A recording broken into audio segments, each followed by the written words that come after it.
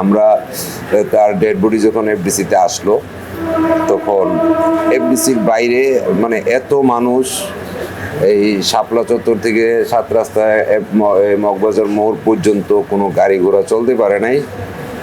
মানে police, RAB, মানে আইন শৃঙ্খলা বাহিনী কেউ কিন্তু কাউকে সরাইতে পারে নাই।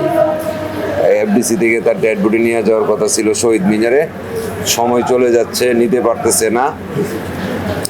তখন একটা মাইকের ব্যবস্থা করা হইলো এফডিসির গেটে, মাইক দিয়ে আমাদের কাজী হায়াত, সম্মানিত শ্রদ্ধেয় পরিচালক কাজী হায়াত ভাই মাইক দিয়ে সবার কাছে কান্না করে অনুরোধ করছে যে আপনারা গেটটা ছাড়েন, মান্নার কান দিয়ে রক্ত বেরোচ্ছে, ডেড বডি দিয়ে রক্ত বেরোচ্ছে কান দিয়ে, আপনারা যদি না সরেন আমরা ডেড বডি বের করতে পারছি না।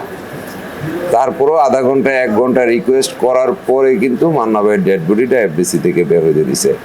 এই যে ভালোবাসাটা, এটা কিন্তু অকৃত্রিম ভালোবাসা, কেউ কিন্তু কাউকে ডাইকে আনে নাই।